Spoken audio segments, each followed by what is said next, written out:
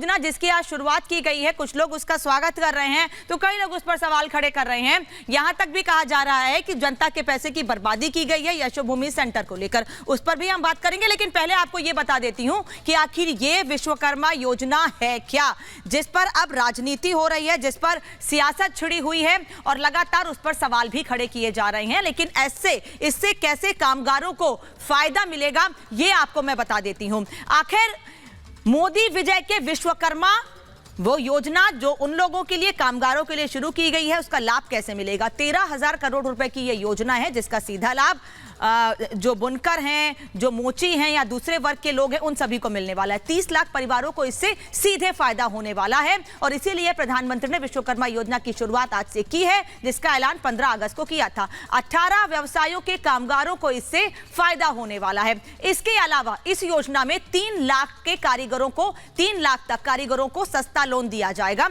सस्ता लोन यानी कि कुछ रियायत दरों पर यह लोन दिया जाएगा। 2 चरण है। पहले चरण में 1 लाख का लोन 5% ब्याज दर पर दिया जाएगा, जबकि दूसरा चरण जब शुरू होगा उसमें 2 लाख तक का लोन होगा। उसमें कितनी छूट होगी, क्या प्रतिशत होगा, यह आने वाले समय में साफ हो जाएगा जब इस चरण की शुरुआत होगी। 500 रुपए योजना ट्रेनिंग का स्टाइपेंड दिया जाएगा, यानी कि ट्रेनिंग दी जाएगी, उस ट्रेनिंग में 500 रुपए भी दिए जाएंगे स्टाइपेंड के तौर पर। 15,000 रुपए टूल किट खरीदने के लिए दिए जाएंगे, यानी कि जो लोग अलग अलग तबके से जुड़े हुए लोग हैं, अलग अलग व्यवसाय से जुड़े हुए लोग हैं, उन सभी लोगों को 15,000 रुपए तक की टूल किट, यानी कि वो अपने काम को कैसे आगे बढ़ा सके, वो टूल किट उन सभी लोगों को दी जाएगी। तो ये वो विश्वकर्मा योजना है जिसकी शुरुआत आज से प्रधानमंत्री ने की है, जिस पर कई लोग सवाल भी खड़े कर रहे हैं। एक तरफ प्रधानमंत्री ने विश्वकर्मा योजना की सौगात दी है, वहीं दूसरी ओर देश के लोगों का क्या कहना है। वो खुश हैं, वो ये कह रहे हैं मोदी का कोई तोड़ नहीं। सुन लीजिए खुद देश के लोगों का रिएक्शन क्या है आखिर इस पर। और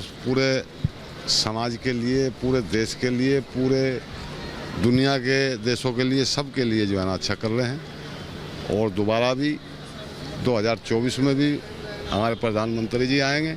जिस हिसाब से मोदी जी पूरे देश को एकता के सूत्र में बांध के लेके, चाहे वो राष्ट्र की राजनीति हो, चाहे वो पूरे विश्व की राजनीति हो, मुझे इससे लग रहा है कि मोदी जी को अब की लोकसभा चुनाव में फिर रोक पाना विपक्ष के लिए असंभव है। मोदी जी किसी एक विशेष समाज के लिए काम नहीं कर रहे हैं, मोदी जी सर्व समाज के लिए काम कर रहे हैं। उन्होंने जितनी भी योजनाएं लॉन्च की हैं, कभी उन्होंने ये नहीं कहा कि ये हिंदू के लिए है या मुसलमान के लिए है या किसी के लिए है। मोदी जी ने जो काम किया है, बहनें कहती हैं आज अगर मोदी जी ना होते तो हम लोग पीछे ही होते। 2014 से नरेंद्र मोदी जी ने प्रदेश की बागडोर संभाली है, उस समय से लेकर अब तक ही देश में विकास की लहर दौड़ रही है।